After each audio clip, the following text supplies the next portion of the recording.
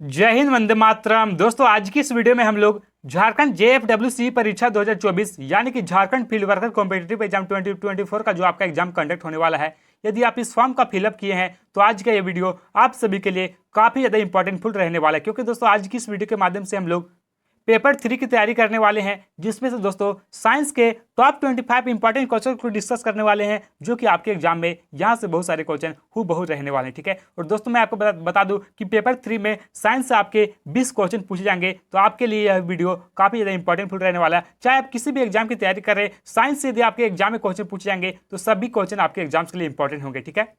क्योंकि दोस्तों, यहाँ पे जितने भी क्वेश्चन लिए गए, ये सभी क्वेश्चन आपके न्यूज सिलेबस पर लिए गए। ठीक है। न्यूज सिलेबस के आधार पर लिए गए, तो सारे क्वेश्चन इंपॉर्टेंट और सिलेक्टेड है। और पिछले 10 या 15 वर्षों में देखा जाए तो सबसे अधिक बार गवर्नमेंट एग्जाम के जितने भी एग्जाम्स हुए हैं, वहां पर ये सभी क्वेश्चन बार बार रिपीट हुए। ठीक है। तो आपको हर एक प्रश्न को पढ़ लेना है और आपको बताना कि लास्ट में आप कितने ऐसे क्वेश्चन है जिसका आंसर आप सही से कर पा रहे हैं। अपना स्कोर हर एक स्टूडेंट ईमानदारी पूर्वक कमेंट बॉक्स में कमेंट करके जरूर लिखेगा। ठीक है।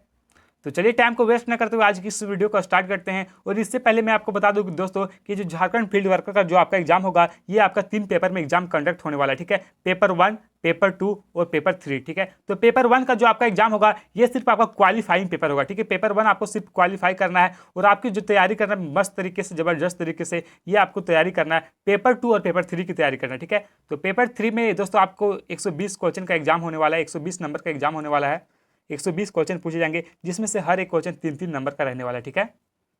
तो पहला क्वेश्चन आपसे क्या पूछा गया मेरे दोस्त, कि पृथ्वी के पृष्ठ से पलायन वेग यानी कि एस्केप वेलोसिटी का मान कितना किलोमीटर लगभग होता है। ठीक है दोस्तों, ये जो पृथ्वी के सतह से ये पलायन वेग यानी कि एस्केप वेलोसिटी होता है, ये क्या होता है। तो सबसे पहले मैं आपको सिंपल भाषा में समझा देना चाहता हूं कि जो एस्केप वेलोसिटी यानी कि पलायन वेग किसे कहते हैं। ठीक है। तो देखिए दोस्तों, मान के चलिए कोई रॉकेट है। ठीक है। यदि उस रॉकेट का जो दोस्तों 11.2 किलोमीटर प्रति सेकंड से यदि उसकी गति कम होती है, तो जिस भी कक्षा में उसको स्थापित करना है वो उस कक्षा में नहीं जा पाएगा। ठीक है। यानी कि 11.2 किलोमीटर प्रति सेकंड से स्पीड उसका तेज होना चाहिए, तभी उसको चाहे जिस भी कक्षा में उसको स्थापित करना है तभी वह जा पाएगा। जैसे कि मान के चलिए चंद्रयान 2 जो गया था, इसकी स्पीड यदि 11.2 किलोमीटर से कम होता प्रति सेकंड, तो ये चंद्रयान यानी कि चंद्रमा पे नहीं जा पाता। ठीक है। तो इसी को बोला जाता है एस्केप वेलोसिटी यानी कि पलायन वेग। ठीक है।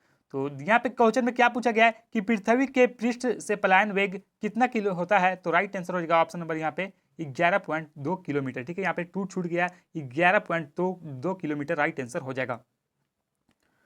अगला क्वेश्चन क्या पूछा गया है कि जर्मन सिल्वर किसका मिश्र धातु है। जो जर्मन सिल्वर है किसका मिश्र धातु है, कॉपर, जस्ता, निकेल, या फिर कॉपर, सीसा और निकेल का, कॉपर, एल्युमिनियम या फिर निकेल, कॉपर, जस्ता या फिर टीन। तो देखिए, जो जर्मन और सिल्वर जो है ये किसका मिश्र धातु है, तो ये है कॉपर, जस्ता और निकेल। ठीक है। यानी कि ऑप्शन नंबर ये राइट आंसर होगा, कॉपर, जस्ता और निकेल। ठीक है। ये आपको याद रखना है। अगला क्वेश्चन क्या पूछा गया है कि थर्मस फ्लास्क के आविष्कारक कौन है। दोस्तों, ये जो थर्मस फ्लास्क होता है, आप सभी को पता होगा कि जो थर्मस फ्लास्क होता है, इसको यदि आप गर्मी के दिन में यहाँ पे पानी को रखते हैं, वाटर को, तो जितना तापमान में रखते हैं, जितना डिग्री सेल्सियस रहता है, उतना 24 घंटे तक उसमें कोई भी परिवर्तन नहीं होता। ठीक है। तो इसका आविष्कार किसके द्वारा किया गया था, तो थर्मस फ्लास्क का आविष्कार जो किया गया था, ये किया गया था जेम्स डेवर के द्वारा। ठीक है। यानी कि ऑप्शन नंबर ये करेक्ट आंसर हो जाएगा। दोस्तों, यहाँ पे जितने भी क्वेश्चन बताए जा रहे हैं, ये सभी क्वेश्चन हर एक एग्जाम्स के लिए काफी ज्यादा इंपॉर्टेंट फुट रहने वाले, इसलिए आप सभी लोग इस वीडियो को शुरू से लेकर के अंत तक जरूर देखिएगा। ठीक है। क्योंकि बहुत सारे ऐसे स्टूडेंट होते हैं जो कि वीडियो को आधा अधूरा देखकर छोड़ देते हैं। सारे क्वेश्चन अच्छे लेवल के क्वेश्चन है, जो कि गवर्नमेंट एग्जाम के एग्जाम में बार बार ये सभी क्वेश्चन पूछे जा रहे हैं। ठीक है।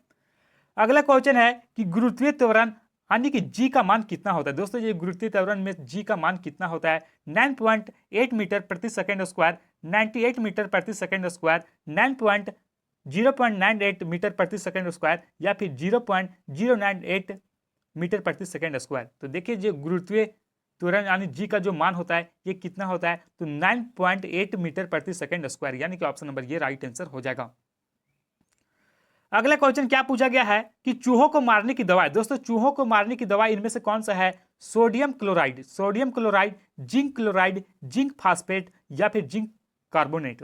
तो देखिए, जो चूहों का मारने की जो दवा है, ये कौन सी दवा है, तो जिंक फास्फेट। ठीक है। यानी कि ऑप्शन नंबर यहाँ पे सी राइट आंसर होगा, जिंक फास्फेट, जो कि चूहों की मारने की एक दवा है। ठीक है। कई बार दोस्तों आपको जिंक फास्फेट के जगह इसका रासायनिक सूत्र दिया जाता है, तो रासायनिक सूत्र जिंक फास्फेट का क्या होता है, तो Zn। ठीक है। Zn3PO4। ठीक है। Zn3PO4 2 इसका रासायनिक सूत्र होता है, ये आपको याद रखना, ठीक है। अगला क्वेश्चन क्या पूछा गया है कि एंगस्ट्रम क्या मापता है। दोस्तों जो एंगस्ट्रम है ये क्या मापता है, आवृत्ति, तरंग दैर्घ्य, आवर्तकाल या फिर समय। तो एंगस्ट्रम जो मापता है ये मुख्य रूप से तरंग दैर्घ्य मापने का कार्य करता है, यानी कि यहाँ पे राइट आंसर हो जाएगा ऑप्शन नंबर बी, तरंग दैर्घ्य यानी कि वेवलेंथ, ठीक है। नेक्स्ट क्वेश्चन 7 में है कि एंटोलॉजी में किसका अध्ययन किया जाता है। दोस्तों जो एंटोलॉजी होता है इसमें किसका अध्ययन किया जाता है। तो एंटोमोलॉजी में जो अध्ययन किया जाता है ये किसका किया जाता है, मत्स्यों का, सरीसृपों का, स्तनधारियों का या फिर कीटों का। तो देखिए जो एंटोलॉजी होता है इसमें किसका अध्ययन किया जाता है, तो ये किया जाता है कीटों का अध्ययन किया जाता है, ठीक है। यानी कि ऑप्शन नंबर यहाँ पे राइट आंसर होगा डी, ठीक है। सॉरी पे यहाँ थोड़ा सा मिसप्रिंटिंग हो गया, कीटो यहाँ पे डी होना चाहिए, ठीक है, डी यानी कि कीटों का अध्ययन किया जाता है, ठीक है।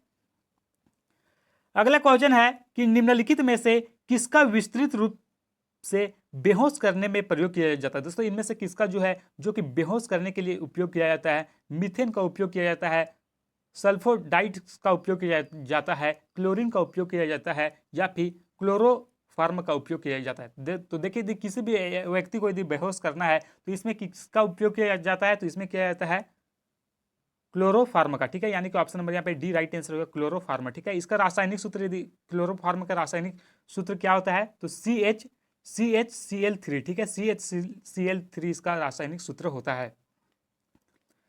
अगला क्वेश्चन क्या पूछा गया है कि फैराडे का नियम किस प्रक्रिया से संबंधित है। दोस्तों जो फैराडे का नियम है ये इनमें से कौन सी प्रक्रिया से संबंधित है, विद्युत अपघटन से, गैसों की अभिक्रिया से, गैसों का दाब से या फिर तापमान एवं दाब से। तो देखिए ये जो है फैराडे का नियम है ये किससे संबंधित है, तो ये संबंधित है विद्युत अपघटन से, ठीक है, विद्युत अपघटन से संबंधित है, यानी कि ऑप्शन ये राइट आंसर हो जाएगा। अगला क्वेश्चन है कि ऑन्कोलॉजी में किसका अध्ययन किया जाता है। तो देखिए जो ऑन्कोलॉजी में किसका अध्ययन किया जाता है, पक्षियों का, कैंसर का, स्तनपायी प्राणियों का या फिर भूमि का।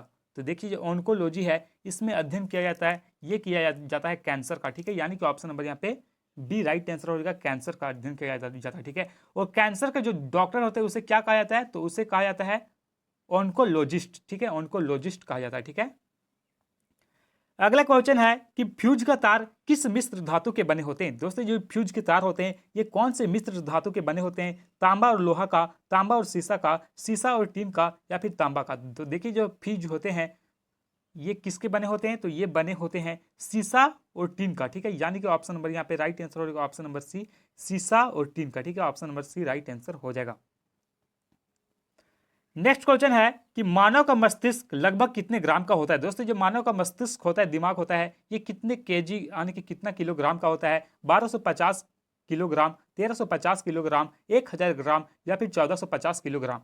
तो देखिए जो मानव मस्तिष्क का जो वजन होता है ये 1350 किलोग्राम का होता है, यानी कि option number B right answer हो जाएगा। सॉरी ठीक है दोस्तों, 1350 ग्राम का होता है, तो यानी कि 1 केजी 350 ग्राम का मानव मस्तिष्क का वजन होता है, ठीक है। अगला क्वेश्चन है कि ब्राउन रिंग परीक्षण का प्रयोग होता है। दोस्तों जो ब्राउन रिंग परीक्षण है इसका उपयोग कहां पर होता है, तो नाइट्रेट के विश्लेषण के लिए, घोल में किसी तत्व की पाचन के लिए या फिर ऑर्गेनिक यौगिक में नाइट्रोजन को मापने के लिए या फिर इनमें से कोई नहीं। तो देखिए जो ब्राउन रिंग है इसका परीक्षण कहां पर किया जाता है, तो इसका परीक्षण किया जाता है नाइट्रेट के विश्लेषण के लिए, ठीक है। यानी कि ऑप्शन नंबर ये सही हो जाएगा। अगला क्वेश्चन है कि हैजा का किससे होता है। दोस्तों जो हैजा है ये किससे होता है, जीवाणु से, विषाणु से, फफूंद से या फिर शैवाल से। तो देखिए जो हैजा होता है ये किसके कारण होता है, तो हैजा की बात करें तो ये होता है जीवाणु के कारण, ठीक है, यानी कि बैक्टीरिया के कारण। ऑप्शन नंबर ये राइट आंसर हो जाएगा बैक्टीरिया, ठीक है, जीवाणु।